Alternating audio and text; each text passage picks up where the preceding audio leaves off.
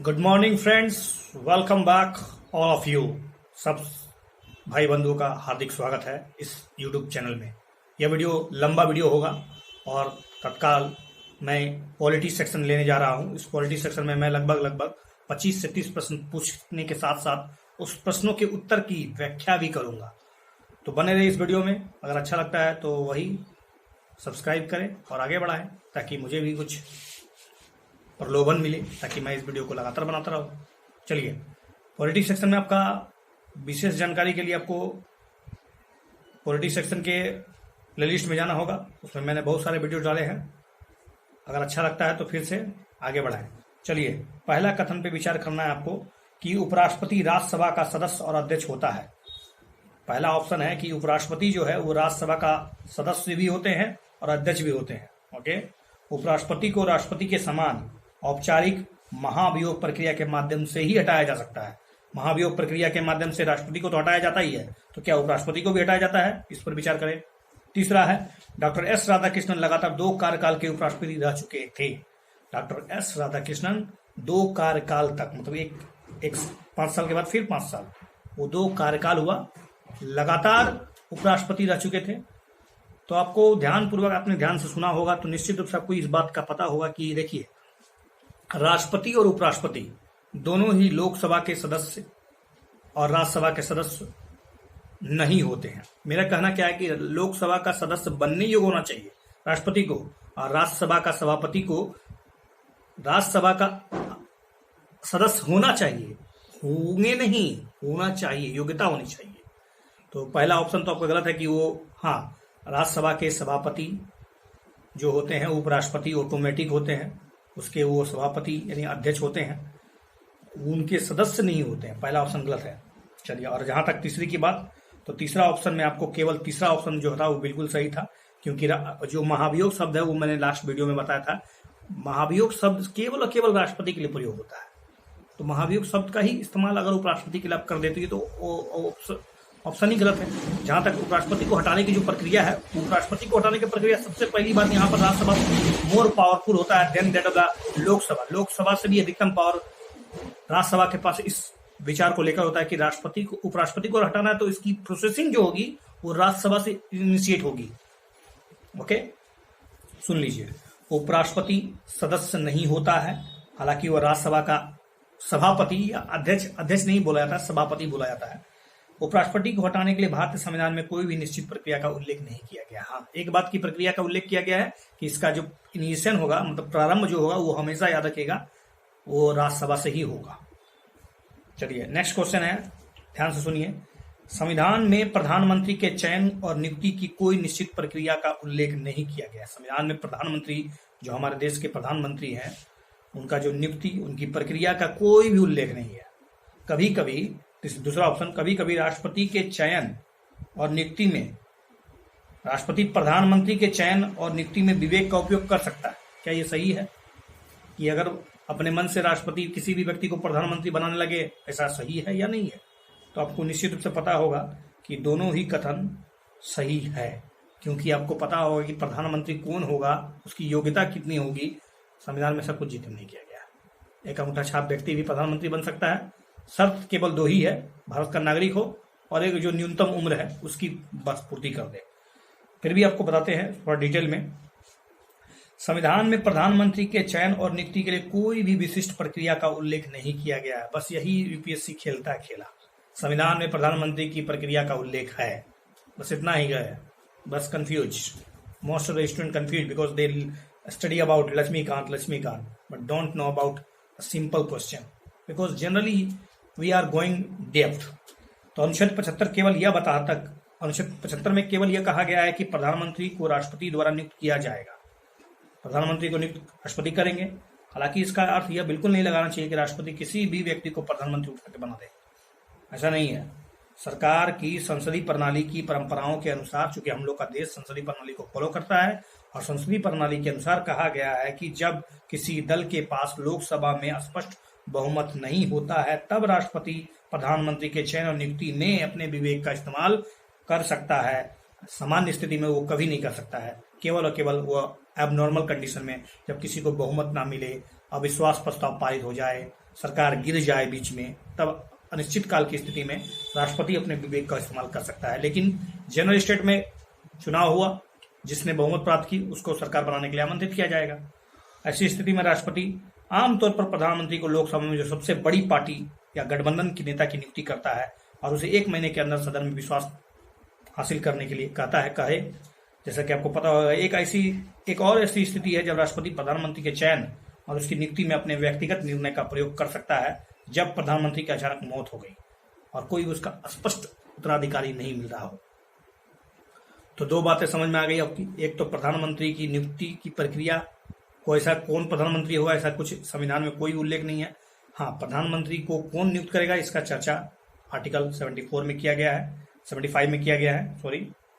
ठीक है, चलिए अगला क्वेश्चन है, भारतीय संविधान के अनुसार राज्यपाल समय समय पर सदन या राज्य के विधानमंडल के प्रत्येक सदन को ऐसे समय और स्थान पर बैठक या आहूत करेगा जैसा वह उचित समझता है। समय समय पर आहूत करेगा राज्यपाल।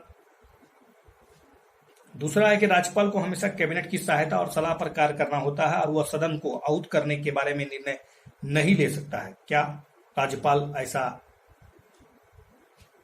बंधा हुआ है कि वह कैबिनेट की बैठक बुलाने के लिए उसकी सलाह मशुरा करने के बिना किसी भी सदन को आहूत नहीं कर सकता है? तो बताइए। देखिए, दूसरा ऑप्शन बिल्कुल ही बकवास है, क्योंकि राज्यपाल को कुछ ऐसे विवेकाधिकार दिए गए हैं जो राष्ट्रपति को नहीं दिए गए। सबसे अजीब बात है यहाँ पर। तो चलिए थोड़ा सा डिटेल में जानते हैं। देखिए कि संविधान का अनुच्छेद 174 राज्यपाल समय समय पर सदन या राज्य के विधानमंडल के प्रत्येक सदन को ऐसे समय और स्थान पर बैठक आहूत करेगा जैसा कि वह उचित समझता है। यह प्रावधान राज्यपाल को सुनिश्चित करने की जिम्मेदारी भी देता है कि वह सदन को हर 6 महीने में कम से कम एक बार जरूर आहूत करे। हर 6 महीने के बीच कम से कम एक बार तो आहूत होना ही चाहिए। यद्यपि यह सदन को आहूत करने के लिए राज्यपाल का विशेषाधिकार है। ठीक है, सदन को आहूत करने का राज्यपाल को विशेषाधिकार दिया गया है, लेकिन 163 में स्पष्ट रूप से कहा गया है कि आर्टिकल 163 में कहा गया है कि राज्यपाल को मंत्रिमंडल की सहायता और सलाह पर कार्य करना चाहिए, आवश्यक है। इसलिए जब राज्यपाल अनुच्छेद 174 के तहत सदन को आहूत करता है तो उसका विशेषाधिकार या विवेकाधिकार यह नहीं होता है, बल्कि यह मंत्रिमंडल की सहायता और सलाह पर ही करता है। ऐसे कुछ उदाहरण मौजूद हैं जहां राज्यपाल मुख्यमंत्री द्वारा अस्वीकार किए जाने के बावजूद सदन को आहूत कर सकता है। कब कर सकता है? जब मुख्यमंत्री ने बहुमत ही खो दिया हो या सदन के विधायी सदस्य ने मुख्यमंत्री के खिलाफ अविश्वास प्रस्ताव पास कर दिया हो, तब राज्यपाल विवेकाधीन शक्तियों का उपयोग कर सकता है। और हालांकि ऐसे कार्यों को अदालत में चुनौती दी जा सकती है कि ये रीजनेबल है कि नहीं, कि अपने मन से आर्बिट्री तरीके से विवेकाधिकार का प्रयोग हो रहा है। ऐसा नहीं हो सकता है, क्योंकि इसमें बहुत से लैंडमार्क जजमेंट दिए गए हैं और राज्यपाल के जो कार्य हैं उनके कार्यों के बारे में बहुत सी बातें बताई गई है। जैसे आपको पता होगा कि पुंछी कमीशन, सरकारिया कमीशन, सरकारिया आयोग, ये सब जो है राज्यपाल के पद को लेकर बहुत से विशेष बातों पर चर्चा किया गया है। और SR बोम्बई बात का 1994 का एक जजमेंट है जिसमें राज्यपाल के जो सीमा क्षेत्र है, उनके जो कार्य है, उनकी जो विशेषाधिकार है, उनको कहीं ना कहीं से रेगुलेट करने की कोशिश की गई है कि राज्यपाल ऐसा ना हो कि चूंकि राज्यपाल की नियुक्ति केंद्र के द्वारा होती है अर्थात राष्ट्रपति के द्वारा होती है, तो केंद्र और राज्य के बीच एक बेहतर संतुलन हो, संघवाद को मजबूत बनाया जाए। ऐसा ना हो कि जब जब सरकार बदले तो अपने मन से मनमाना तरीके से राज्यपाल के पद को मतलब एक तरह से नचाया जाए। ये बहुत ही विवादास्पद रहा है। आर्टिकल 356 का प्रयोग आपको पता होगा भारत के संविधान में अब तक लगने वाले सबसे अधिक बार इस्तेमाल होने वाला अनुच्छेद है, जो बहुत ही विवादित रहा है। इस पर कभी और डिस्कस होगा कि राज्यपाल के पद आर्टिकल 356 वास्तव में जिस तरह से डॉक्टर अम्बेडकर जी ने सोचा था उसकी कल्पना हम लोग विफल क्यों रह गए, कभी और। आगे बढ़ते हैं, अगला सवाल आपके लिए। मंत्रिपरिषद सामूहिक रूप से संसद के प्रति उत्तरदायी होता है। ध्यान से सुनिएगा, मंत्रिपरिषद सामूहिक रूप से संसद के प्रति उत्तरदायी है। ओके, राज्यसभा के सभापति अध्यक्ष की अनुपस्थिति में संसद के दोनों सदनों की संयुक्त बैठक की अध्यक्षता करते हैं। राज्यसभा के सभापति, ओके, और तीसरा है कि मुख्यमंत्री का इस्तीफा देने या मृत्यु होने पर मंत्रिपरिषद भंग हो जाती है। तो मेरे ख्याल से बहुत ही इजी प्रश्न है, और अगर आपने पॉलिटी में थोड़ी सी लिटिल बिट जानकारी रखी होगी तो ये सवाल बहुत ही आसान है मेरे ख्याल से। It's my personal individual thought, but I don't know कि how much depth you knowledge about it. देखिए, आपको पहला ऑप्शन तो बिल्कुल ही कीवर्ड है, यहाँ पर संसद नहीं होगा, यहाँ लोकसभा होगा। संसद के प्रति नहीं, राज्यसभा के प्रति उत्तरदायी होना कोई मुद्दा ही नहीं है। पहला ऑप्शन खत्म। रही बात राज्यसभा के अनुपस्थिति होने पर, कभी भी आपको पता होगा राज्यसभा के सभापति का चयन होता है नहीं, बल्कि जो उपराष्ट्रपति होते हैं वो राज्यसभा के सभापति बन जाते हैं। तो वो तो कभी भी दोनों सदनों का संयुक्त बैठक की अध्यक्षता कर ही नहीं सकते हैं। ठीक है। तीसरा बिल्कुल सही है कि मृत्यु हो गया तो मंत्रिपरिषद तो ऑटोमेटिक भंग हो जाएगा। चलिए, मंत्रिपरिषद सामूहिक रूप से लोकसभा के प्रति उत्तरदायी होता है, और राज्यसभा के सभापति किसी भी परिस्थिति में संसद के दोनों सदनों की बैठक की अध्यक्षता नहीं करते हैं। आपको हमको बताना है कि संयुक्त बैठक के बारे में आपको कुछ मैं बताता हूँ। संयुक्त बैठक की प्रावधान क्यों किया है? देखिए, आपको बिल या कोई भी कानून बनने का जो प्रोसेस है वो तरीका आपको पता होगा कि कोई भी बिल या तो लोकसभा या तो राज्यसभा में रखा जाता है, उस पर चर्चा होती है, फिर लोकसभा से राज्यसभा में या राज्यसभा से लोकसभा में जाता है, वो बिल फिर राष्ट्रपति के पास जाता है। ये सारी प्रोसेस है। लेकिन अगर लोकसभा से बिल पास हुआ, राज्यसभा में गया, राज्यसभा ने 6 महीने तक उस बिल पर कोई विचार ही नहीं किया। जनरल बिल, धन विधेयक को छोड़कर, धन विधेयक पर राज्यसभा को कोई पावर ही नहीं होता है। संविधान संशोधन तो इसमें संयुक्त बैठक होती ही नहीं है। रही बात ज्वाइंट सेशन की, अर्थात संयुक्त बैठक की, तो आपको ये लिखना है कमेंट सेक्शन में संयुक्त बैठक का किस आर्टिकल में जिक्र किया गया है। संयुक्त बैठक का प्रावधान सीधा सा बात है, किसी भी विवादास्पद मुद्दों को लेकर जब दो सदन आपस में भिड़ बैठे, उनमें कोई निश्चित मनभेद ना हो या कोई उसमें विचार प्रकट नहीं हो पा रहा हो, तब ऐसे स्थिति में संयुक्त अधिवेशन की अध्यक्षता कौन करते हैं ये भी आपको बताना है। संयुक्त अधिवेशन का अध्यक्षता कौन करता है, लेकिन संयुक्त अधिवेशन को बुलाता कौन है ये बताना है। 3 प्रश्न मैंने पूछा आपसे। संयुक्त अधिवेशन का किस अनुच्छेद में जिक्र है, संयुक्त अधिवेशन की अध्यक्षता कौन करता है, और संयुक्त अधिवेशन को आहूत कौन करता है। Okay, 3 questions. If you are interested please type in comment section. Okay, next question Lok Sabha अध्यक्ष से संबंधित क्वेश्चन है। लोकसभा अध्यक्ष के बारे में, लोकसभा अध्यक्ष किस समिति का अध्यक्ष होता है? एक व्यापार सलाहकार समिति, दूसरा है नियम समिति, और तीसरा है गैर सरकारी सदस्यों की विधेयकों पर समिति, और चौथा है सदन की बैठकों के सदस्यों की अनुपस्थित संबंधित समिति। तो आपको पता होगा, दिस इज टफ क्वेश्चन। तो लोकसभा की अध्यक्षता, लोकसभा के जो अध्यक्ष होते हैं इसमें से किस समिति के अध्यक्ष होते हैं ऑटोमेटिक? तो लोकसभा का अध्यक्ष एक तो व्यावसायिक सलाहकार समिति, और दूसरा होता है नियम समिति, और तीसरा होता है सामान्य समिति, सामान्य प्रयोजन समिति के ऑटोमेटिक अध्यक्ष होते हैं। लोकसभा का जो भी अध्यक्ष होता है वो नियम समिति, सामान्य प्रयोजन समिति और व्यावसायिक मैटर को लेकर जो उसमें समितियां बनती है उसकी अध्यक्षता लोकसभा के स्पीकर ही करते हैं।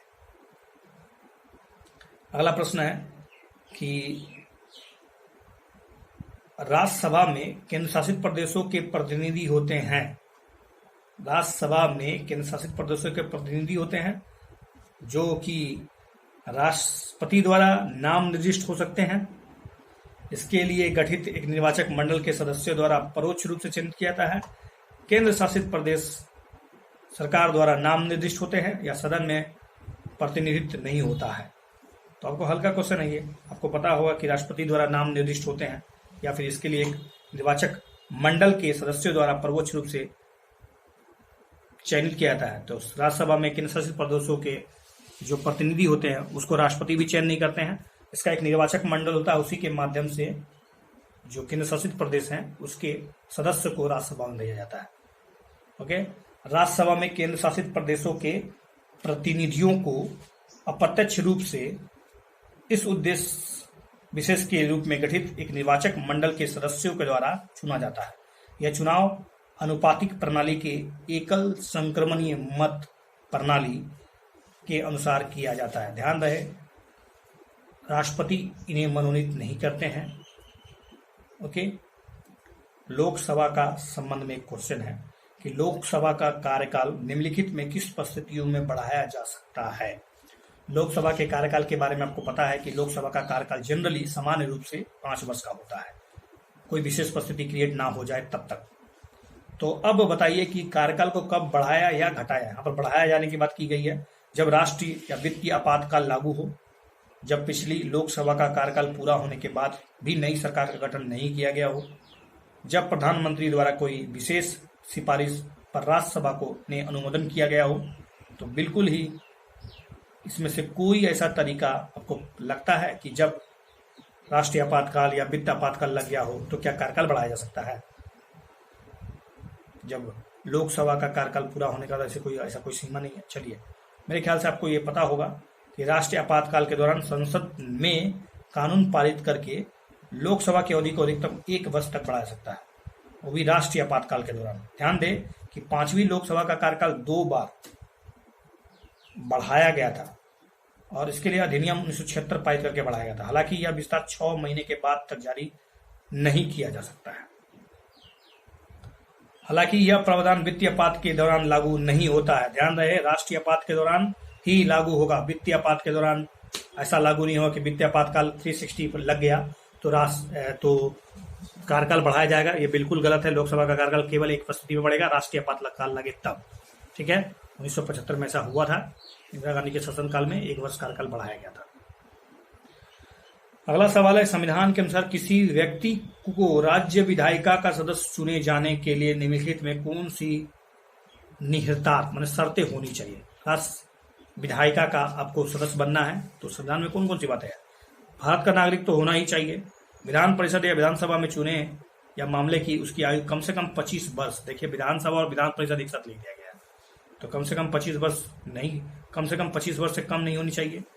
उसे निर्वाचन आयोग द्वारा अधिकृत व्यक्ति के समक्ष शपथ लेनी चाहिए और विधानसभा के लिए चुने जाने वाले व्यक्ति संबंधित राज्य के किसी विधानसभा क्षेत्र का निर्वाचक होना चाहिए। This is good question but easy question, क्योंकि दूसरा नंबर में ऑप्शन बिल्कुल बकवास दे दिया है कि दूसरा नंबर में ऑप्शन में 1, 2, 3। तो आपको पता होगा कि संविधान के अनुसार किसी व्यक्ति को राज्य विधायिका का सदस्य चुने जाने के लिए कौन कौन सी शर्तें होनी चाहिए। कोई भी व्यक्ति राज्य विधानमंडल का सदस्य बनना चाहता है या राज्य विधायिका का सदस्य बनना चाहता है तो उसके लिए सबसे पहले तो भारत का नागरिक हो। ओके, उसे इस उद्देश्य के लिए निर्वाचन आयोग द्वारा अधिकृत व्यक्ति के समक्ष शपथ लेनी चाहिए और वह संविधान के प्रति निष्ठा रखेगा, विश्वास करेगा, संप्रभुता अखंडता को बनाए रखेगा। विधान परिषद के मामले में 30 वर्ष है, जहां पर वहां 25 वर्ष लिखा था वो बिल्कुल गलत है। और विधानसभा के मामले में 25 वर्ष से कम आयु की नहीं होनी चाहिए। उसे संसद द्वारा निर्धारित अन्य निहितार्थ भी होनी चाहिए, पागल नहीं होना चाहिए, दिवालिया नहीं होनी चाहिए। ठीक है, ये सब भी और भी कंडीशन है जो संसद द्वारा निर्धारित है। संविधान में ऐसा कुछ जिक्र नहीं किया गया। संविधान में दो या 3 बातें लिखी है, केवल भारत का नागरिक हो, ठीक है, और जो एक निर्धारित उम्र है, विधान परिषद के लिए 30 वर्ष और विधानसभा के लिए 25 वर्ष होना ही चाहिए। ठीक है, किसी लाभ के पद पर ना बैठा हो, ये सब संविधान का नहीं है, बल्कि ये संसद के द्वारा मतलब एक तरह से नियम बना के पारित किया गया है। चलिए, अगला क्वेश्चन है, जब राज्य विधानमंडल द्वारा पारित होने के बाद किसी बिल को राज्यपाल के पास भेजा जाता है तब वह उस बिल को क्या क्या कर सकता है? कोई भी बिल अगर राज्य विधानमंडल के द्वारा पास किया गया, उसको कानून बनाना है तो वो तो राज्यपाल के पास जाएगा। राज्यपाल जब तक उसमें सिग्नेचर नहीं करेगा वो बिल नहीं बन सकता, कानून नहीं बन सकता है। तो राज्यपाल के पास जाएगा वो बिल, तो राज्यपाल उस बिल को लेकर क्या क्या कर सकता है? तो देखिए, बिल पर अपनी सहमति रोक सकता है, बिल्कुल रोक सकता है। राज्य विधायिका के पुनर्विचार हेतु धन विधेयक सहित बिल लौटा सकता है। चलिए, धन विधेयक लिख दिया है, हल्का हो गया आपके लिए। राष्ट्रपति के विचारार्थ विधेयक को सुरक्षित रख सकता है, तो बिल्कुल रख सकता है। तो मेरे ख्याल से आपको पता चल गया होगा कि इसमें दूसरा जो ऑप्शन था, धन विधेयक के मामले में राज्यपाल को ऐसा कोई पावर नहीं है। धन विधेयक चूंकि वास्तव में लौटाया ही नहीं जा सकता है, क्योंकि ऑलरेडी वो पहले से ही धन विधेयक में राज्यपाल की सहमति होती है, तो राज्यपाल ही अपने बिल को फिर से वापस कैसे लौटाएगा? तो धन विधेयक के मामले में ऐसा की शक्ति नहीं है। हाँ, पहली बात, वो बिल को रोक सकता है, तो रोक सकता है बिल्कुल। और अगर वो चाहे तो उस बिल को राष्ट्रपति के विचार अर्थ के लिए रख सकता है। तो सुन लीजिए, जब कोई विधायिका द्वारा पारित होने पर कोई भी बिल राज्यपाल के पास जाता है तो राज्यपाल के पास क्या क्या विकल्प है? पहला तो बिल को सहमति दे दे, बिल पर अपनी सहमति रोक दे, राज्य विधायिका को बिल यदि वो धन विधेयक नहीं है तो पुनर्विचार के लिए लौटा दे।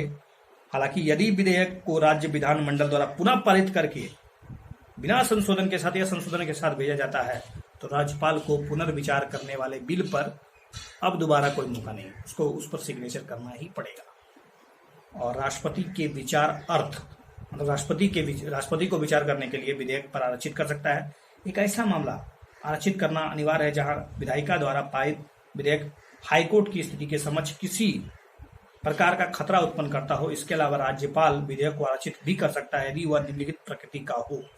किस किस स्थिति में राज्यपाल राष्ट्रपति के लिए आरक्षित रख सकता है? ऐसा नहीं है कि राष्ट्रपति चूंकि राज्यपाल को नियुक्त करता है तो ऐसा नहीं है कि राज्यपाल राज्य जो है राज्य में शक्ति केंद्र में शक्ति अलग अलग है, तो अब राज्यपाल चूंकि राज्यपाल जो है वो संघात्मक व्यवस्था का एक बहुत ही बेहतरीन सूचक होता है।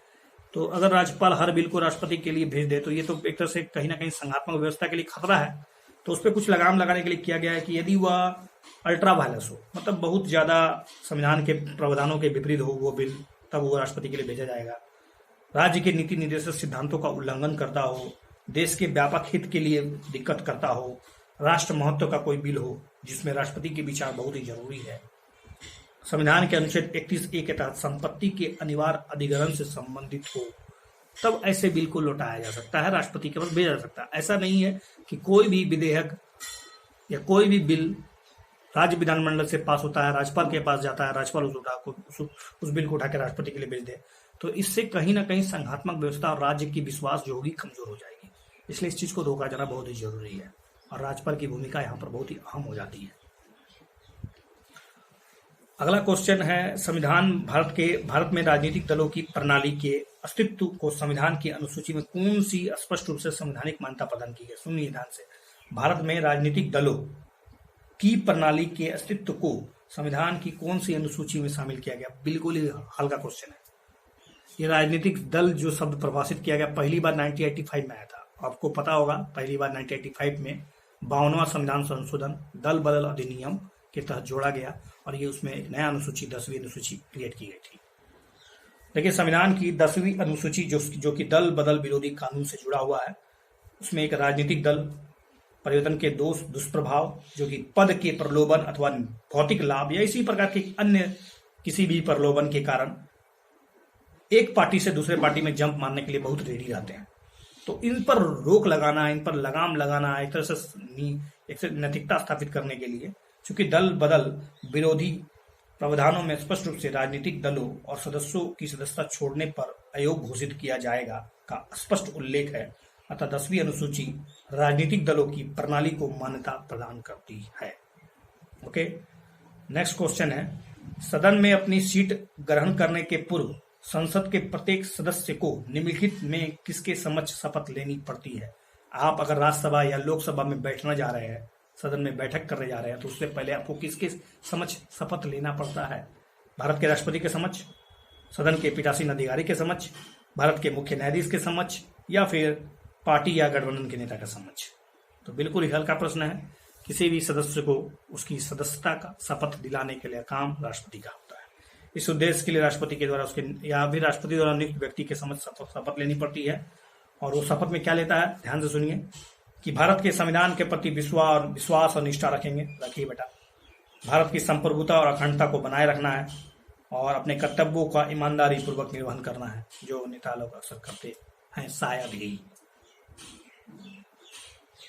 अगला क्वेश्चन है प्रोटेम स्पीकर से संबंधित है। प्रोटेम स्पीकर के बारे में आपके कथनों पर विचार करते हुए बताना है कि प्रोटेम स्पीकर के बारे में आपको कितनी जानकारी थी इससे पहले। उसे लोकसभा द्वारा सदन के सदस्यों से ही चुना जाता है। वह तब तक लोकसभा की बैठकों की अध्यक्षता करता है जब तक कि नए निर्वाचित अध्यक्ष संसदीय प्रक्रियाओं से परिचित नहीं हो जाते हैं। अच्छा, प्रोटेम अध्यक्ष को अध्यक्ष की सभी शक्तियां प्राप्त होती है। ये तो बिल्कुल सही है कि प्रोटेम स्पीकर को वो सारे अधिकार प्राप्त होते हैं जो एक स्पीकर को प्राप्त होता है।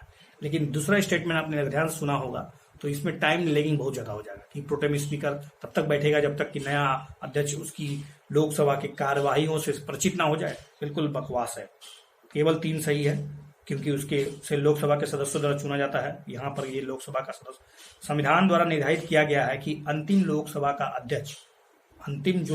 अध्यक्ष है वो नवनिर्वाचित लोकसभा की पहली बैठक से ठीक पूर्व अपना पद त्याग देता है। लेकिन राष्ट्रपति लोकसभा के एक सदस्य को प्रोटेम स्पीकर के रूप में नियुक्त करता है।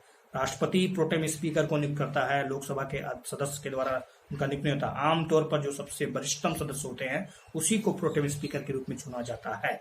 प्रोटेम स्पीकर यानी अध्यक्ष को अध्यक्ष की शक्तियां प्राप्त होती है वह नवनिर्वाचित लोकसभा की पहली बैठक की अध्यक्षता भी करता है। उसका मुख्य कर्तव्य नए सदस्यों को शपथ दिलाना और वह सदन को नए अध्यक्ष चुनाव करने में भी सक्षम बनाता है कि नया स्पीकर कौन होगा, उसके सदस्यों को शपथ कौन दिलाएगा। लेकिन ध्यान रहे, अध्यक्ष को शपथ राष्ट्रपति दिलाते हैं, प्रोटेम स्पीकर मत दीजिएगा। जब नए अध्यक्ष को सदन द्वारा चुन लिया जाता है तो प्रोटेम अध्यक्ष ऑटोमेटिक समाप्त हो जाता है। वह यह एक अस्थायी पद है जो कुछ दिनों के लिए ही होता है।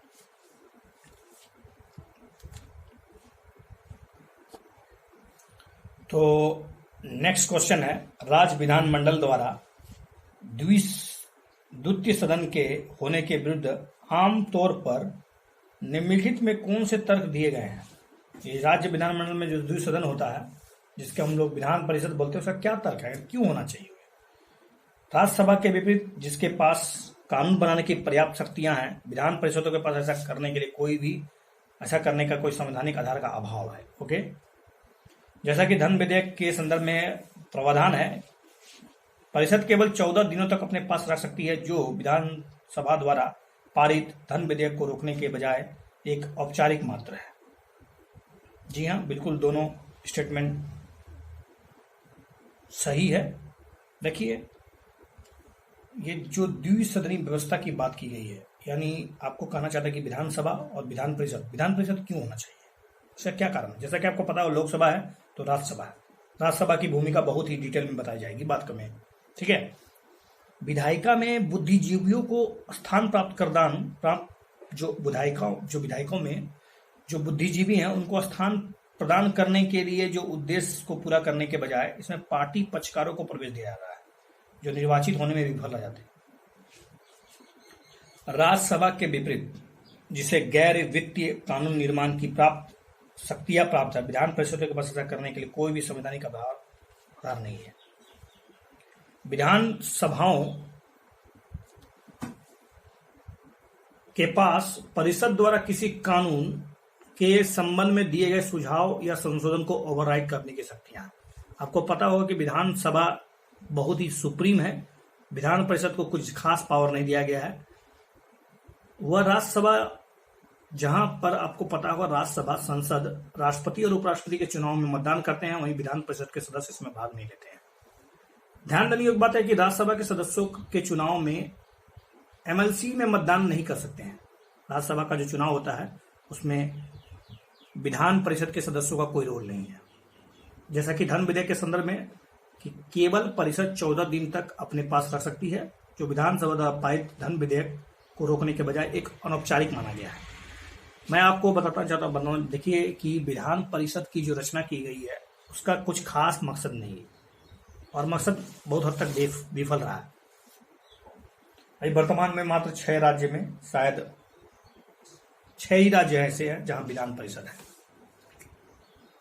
एक तो किसी भी बिल पर वो 3 महीना से ज्यादा पहला बार रोक नहीं सकते हैं, दूसरा बार अगर दूसरा भी उसी बिल को वापस पहुंचा दिया जाए विधानसभा के द्वारा विधान परिषद में तो 1 महीना और रोक सकते हैं, मैक्सिमम से उसमें 4 महीने। जनरल बिल की बात कर रहा हूं मैं, धन विधेयक में तो छोड़ ही दीजिए, कुछ है ही नहीं। जनरल बिल में भी 4 महीने के बाद सुप्रीम पावर तो विधानसभा के पास ही है, तो एक तरह से सिर्फ और सिर्फ टांग खींचने का काम कर सकता है विधान परिषद और कुछ करता नहीं है। बुद्धिजीवी लोग यहाँ पर आएंगे, बैठेंगे और कुछ खास कदम उठा नहीं पाएंगे। बड़े राज्यों के लिए ऐसी भूमिका मानी जाती है कि उसका थोड़ा सा डिस्ट्रीब्यूशन ऑफ पावर हो जाएगा, सत्ता का हस्तांतरण हो जाएगा, लोकतंत्र मजबूत हो जाएगा। ये सब खाली पुलाव है, कुछ होता नहीं है इससे। अगला प्रश्न है, संविधान के अनुसार किसी व्यक्ति को मुख्यमंत्री नियुक्त करने से पहले उसे विधानसभा में बहुमत सिद्ध करना होगा। क्या इस संविधान में लिखा गया है कि अगर मुख्यमंत्री नियुक्त करने से पहले उसको विधानसभा में बहुमत सिद्ध करना होगा? केवल एक व्यक्ति जो विधानसभा का सदस्य है उसे मुख्यमंत्री नियुक्त किया जा सकता है। इससे हल्का प्रश्न और क्या हो सकता है? इसमें दोनों ही गलत है, क्योंकि किसी भी व्यक्ति को मुख्यमंत्री बनने के लिए कोई जरूरी नहीं है कि पहले वो चुनाव जीते। मुख्यमंत्री बन जाइए, 6 महीना टाइम है आपके पास, किसी भी सदस्य का सदस्य बन जाइए, विधानसभा का जीत जाइए चुनाव, नहीं तो आप विधान परिषद में हो जाइए, या तो आपको हो सकता है राज्यपाल मनोनीत कर ले, एक सदस्य को मनोनीत करने का अधिकार है ही। राज्यपाल पहले उसे मुख्यमंत्री के रूप में नियुक्त कर सकता है या फिर उसे उचित समय के भीतर विधानसभा में बहुमत सिद्ध करने के लिए भी कर सकता है। ऐसा कई मामला में हुआ है। एक व्यक्ति जो राज्य विधायिका का सदस्य नहीं है उसे 6 महीने के लिए मुख्यमंत्री के रूप में नियुक्त किया जा सकता है। उस समय के दौरान उसे राज्य की विधायिका के लिए चुना जाना चाहिए। यदि वह विफल रहता है तो उसे मुख्यमंत्री पद से हटना पड़ता है। संविधान के अनुसार मुख्यमंत्री राज्य विधानमंडल के दोनों सदनों में से किसी एक का सदस्य हो सकता है। विधानमंडल से भी आप आ सकते हैं मुख्यमंत्री बन के। ओके, विधानमंडल मतलब मेरा विधान परिषद से भी आप आ सकते हैं। कितनी अजीब स्थिति होगी ना, क्या एक मुख्यमंत्री जो विधानसभा का चुनाव नहीं जीत पा रहा लेकिन मुख्यमंत्री बन जाता है। जैसे आपको पता होगा 10 साल का कार्यकाल रहा हमारे पूर्व प्रधानमंत्री डॉक्टर मनमोहन सिंह का कार्यकाल। उन्होंने राज्यसभा से ही मनोनीत होकर आए, उन्होंने चुनाव नहीं जीता, लोकसभा का टिकट नहीं, उन्होंने लोकसभा का चुनाव ही नहीं लड़ा। कितनी विचित्र स्थिति है इस लोकतंत्र की। किसी देश का सबसे पावरफुल व्यक्ति जनता का प्रतिनिधि नहीं है, सिर्फ वो नाम मात्र का प्रधानमंत्री कैसे हो गया। 10 साल तक चुनाव नहीं लड़के, मतलब कहे तो सारा का सारा कमान कहीं और था 10 साल तक। ठीक है, खामियां होती है, लेकिन चूंकि सिस्टम ही संविधान में ऐसा लिखा हुआ है तो उस पर कुछ विचार करना नहीं चाहिए। लेकिन कहीं ना कहीं ये सिस्टम में सुधार लाने की जरूरत है कि जो व्यक्ति लोकसभा में चुनाव नहीं जीत सकता है उसे प्रधानमंत्री बनने का कोई हक नहीं है। कम से कम प्रधानमंत्री तो ना बने, भले वो मंत्री बन जाए, लेकिन प्रधानमंत्री बनने के लिए लोकसभा का चुनाव जीतना अनिवार्य कर दिया जाना चाहिए। ये मेरा व्यक्तिगत राय है। चलिए अगला क्वेश्चन 10वीं अनुसूची से। 10वीं अनुसूची को 1985 के 42वां संविधान संशोधन द्वारा जोड़ा गया है। अभी मैंने थोड़ा देर पहले जिक्र किया था कितना संविधान संशोधन था। दल बदल रोधी कानून स्पीकर या अध्यक्ष को ऐसे सदस्य को अयोग्य घोषित करने की अनुमति देता है जो व्हिप में वोटिंग के खिलाफ काम करता है। दल बदल विरोधी कानून पार्टी गठबंधन के दल परिवर्तन को रोककर सरकार को स्थिरता प्रदान करता है। बिल्कुल सही है। तो 1 नंबर तो गलत है, आप सुने ही होंगे, क्योंकि 42वां संविधान नहीं होगा बल्कि 52वां संविधान संशोधन होगा। 10वीं अनुसूची 1985 52वां संविधान संशोधन अधिनियम के द्वारा जोड़ा गया। यह उस प्रक्रिया को समाप्त करता है जिसके द्वारा विधायकों को सदन के किसी अन्य सदस्य की याचिका पर, देखिए ध्यान रहे, स्पीकर सुओ मोटो नहीं ले सकता है कि किसी सदस्य की सदस्यता सुओ मोटो के माध्यम से स्पीकर हटा दे, ऐसा नहीं है। जब तक कोई विधायिका के सदस्य ने उस सदस्य के खिलाफ दल बदल के लिए कोई ठोस रीजन ना दिया हो तब तक ऐसा शुरुआत नहीं हो सकता है। दल बदल के आधार पर अयोग्यता के रूप में प्रश्न निर्णय करने का सदन के अध्यक्ष को संदर्भित किया जाता है और उसका निर्णय अंतिम होता है और इसे अदालत में चुनौती दी जा सकती है, लेकिन पहले नहीं दी जा सकती थी। तो कौन सा केस तक की हो तो होलो हलन, ये कुछ एक केस है जिसके बाद एक बार मतलब फिर से विवाद उठा कि क्या स्पीकर का जो पावर है वो सुप्रीम है कि किसी भी सदस्य की सदस्यता को अयोग्य घोषित कर दे, किसी को ना करे, समय सीमा ही नहीं है। इतनी गड़बड़ी हो गई है दल बदल अधिनियम में कि अब इसमें एक तरह से पुनर्विचार करने की जरूरत है। ढेर सारी खामियां आ गई है, कई रास्ते खुल चुके हैं जिसके माध्यम से गुच्छे के रूप में आप लोग आराम से दल बदल कर लेते हैं और सरकार की अस्थिरता सामने नजर आती है। कितनी सरकार गई, कितनी सरकार बन गई। कर्नाटक में देख लीजिए क्या हुआ, महाराष्ट्र में देख लीजिए क्या हुआ, केरल में और फिर यहाँ की गोवा में क्या हुआ। ये सब स्पीकर के पावर की कहीं ना कहीं गरिमा पर एक तरह से प्रश्न चिन्ह लगा रहा है, जिसके कारण सुप्रीम कोर्ट को इसमें हस्तक्षेप करना पड़ रहा है। तो निश्चित रूप से कार्यपालिका और विधायिका और यहाँ तक कि न्यायपालिका आपस में भिड़ बैठी है। इस दल बदल अधिनियम को लेकर निश्चित रूप से पुनर्विचार की जरूरत है और इसमें कठोर सुधार की जरूरत है। देखिए, दल बदल विरोधी कानून के लाभ पार्टी गठबंधन के दल परिवर्तन को रोककर सरकार में स्थिरता प्रदान करता है। ठीक है, करता ही है। सुनिश्चित करता है कि उम्मीदवार पार्टी के साथ साथ नागरिकों के प्रति भी वफादार हो, पार्टी के अनुशासन को बढ़ावा दे। भारत में 3 व्हिप के खिलाफ विद्रोह करना संसद की सदस्यता को खतरे में डाल सकता है। अगला प्रश्न है सुप्रीम कोर्ट से। सुप्रीम कोर्ट के न्यायाधीशों की नियुक्ति के बारे में प्रश्नों पर विचार करते हुए बताइए कि भारत के सुप्रीम कोर्ट यानी भारत का मुख्य न्यायाधीश और सर्वोच्च न्यायालय के न्यायाधीश की नियुक्ति भारत के राष्ट्रपति के द्वारा की जाती है क्या? दूसरा है, जब भी भारत के मुख्य न्यायाधीश के पद के लिए सबसे वरिष्ठ न्यायाधीश के बारे में कोई संदेश देता है तो मामला संसद द्वारा निर्धारित किया जाता है। सर्वोच्च न्यायालय के न्यायाधीशों की नियुक्ति के लिए राष्ट्रपति पर कॉलेजियम की सिफारिश पहली बार बाध्यकारी होती है। चलिए, मेरे ख्याल से आपको मुख्य न्यायाधीश की जानकारी होगी। भारत के मुख्य न्यायाधीश की नियुक्ति, उनकी प्रक्रिया, उनको चयन करने का तरीका, उनको हटाने का तरीका, एवरीथिंग विल बी कंक्लूड देखिए, भारत के मुख्य न्यायाधीश और सर्वोच्च न्यायालय के अन्य न्यायाधीशों को संविधान के अनुच्छेद 124 के खंड सब क्लोज 2 के तहत राष्ट्रपति के द्वारा नियुक्त किया जाता है। नाम की सिफारिश कॉलेजियम के द्वारा की जाती है। कॉलेजियम भारत के राष्ट्रपति को अनुमोदन करता है और अपनी अंतिम सिफारिश भेजता है। राष्ट्रपति या तो इसे स्वीकार कर सकता है या अस्वीकार भी कर सकता है। अस्वीकार के मामले में सिफारिश कॉलेजियम के पास वापस लौटा दी जाती है। यदि कॉलेजियम राष्ट्रपति के पास दोबारा पुनः सिफारिश करते हुए उसको सिफारिश मानने के लिए दोबारा उसको सिफारिश मानने के लिए राष्ट्रपति बाध्य है। भारत के मुख्य न्यायाधीश पद पर नियुक्त सर्वोच्च न्यायालय के जो वरिष्ठतम न्यायाधीश की जानी चाहिए। जब भी भारत के मुख्य न्यायाधीश का पद के लिए सबसे जो वरिष्ठतम न्यायाधीश के संबंध में कोई भी संदेह उत्पन्न होता है तो संविधान का अनुच्छेद 124 के सब क्लोज 2 में लिखा गया है कि अन्य न्यायाधीशों के साथ परामर्श करके अगले भारत के मुख्य न्यायाधीश की नियुक्ति की जाएगी, ना कि संसद के द्वारा। यानी ओवरऑल कॉलेजियम ही सारा चीज निर्धारित करता है कि भारत का चीफ जस्टिस ऑफ इंडिया होगा कौन।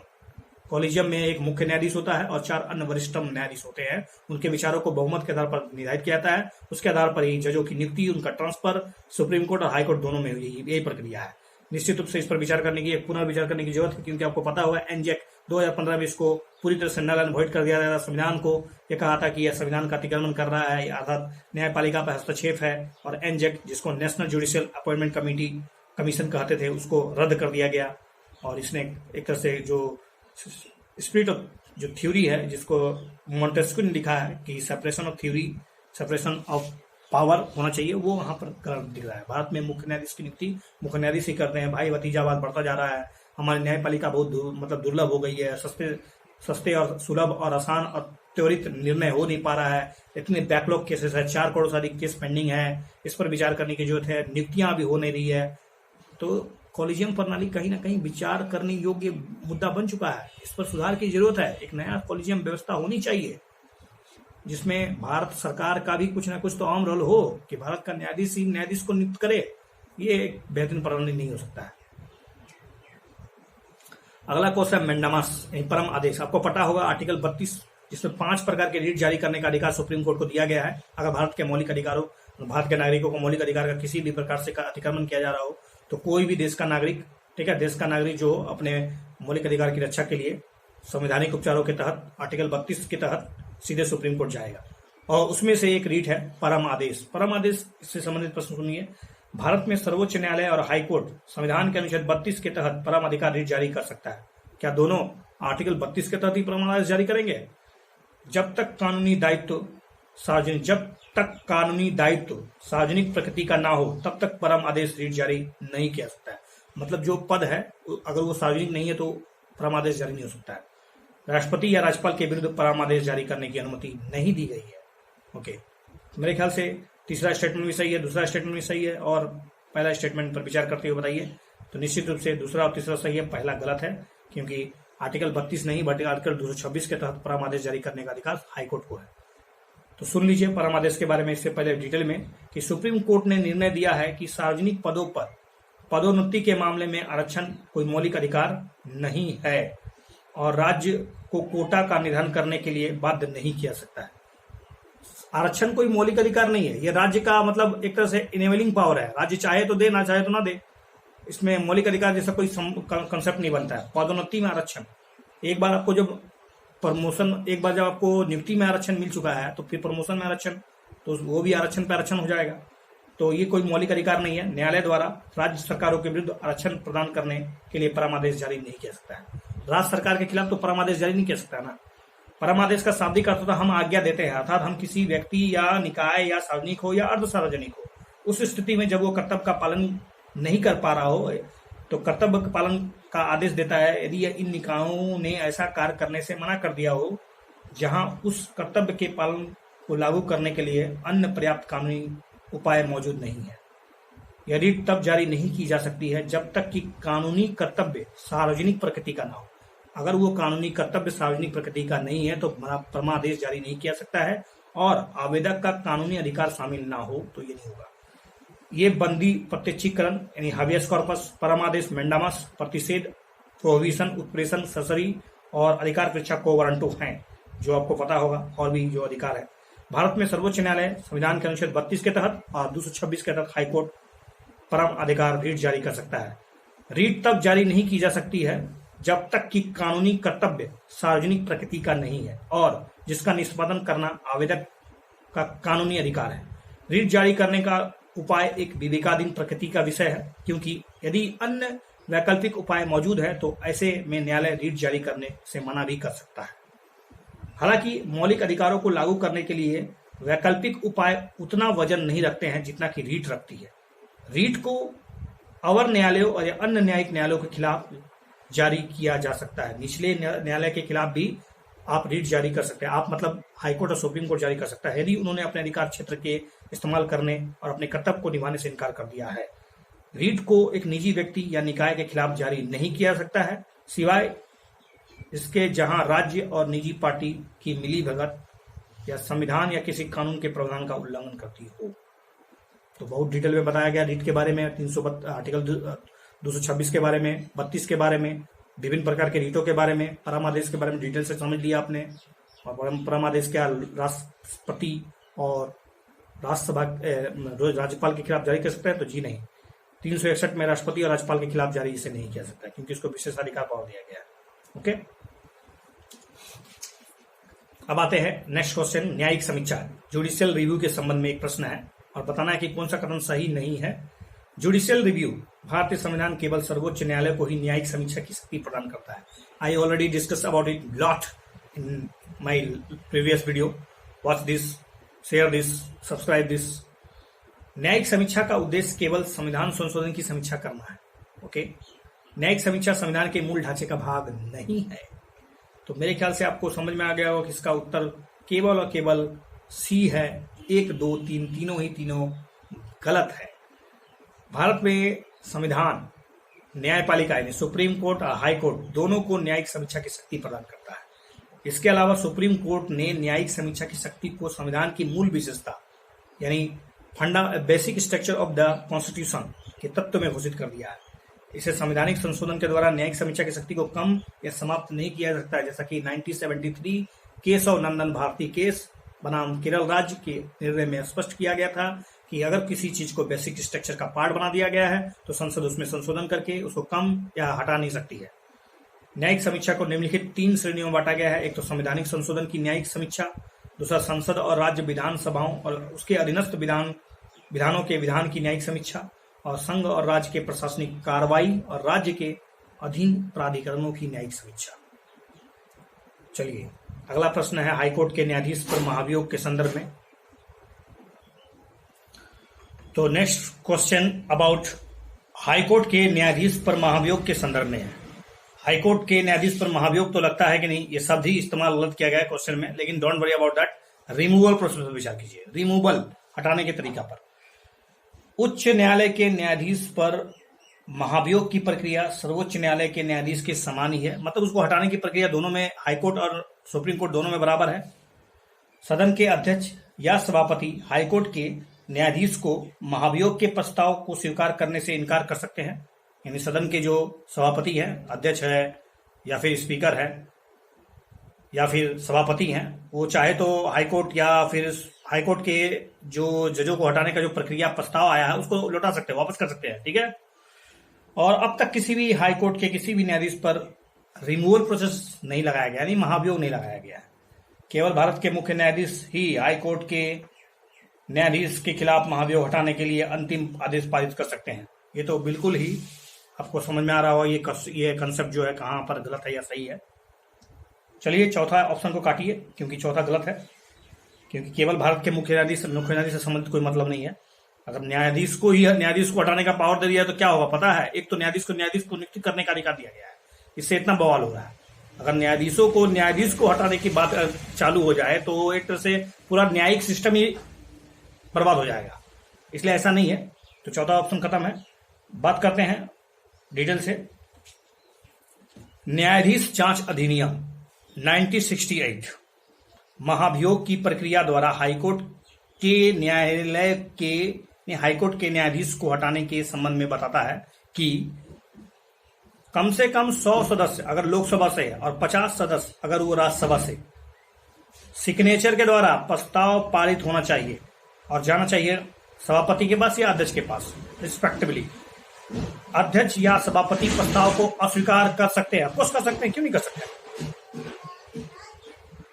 यदि इसे स्वीकार किया जाता है तो फिर सभापति या अध्यक्ष इसकी आरोपों की जांच करने के लिए एक 3 सदस्य समिति का गठन कर देगा।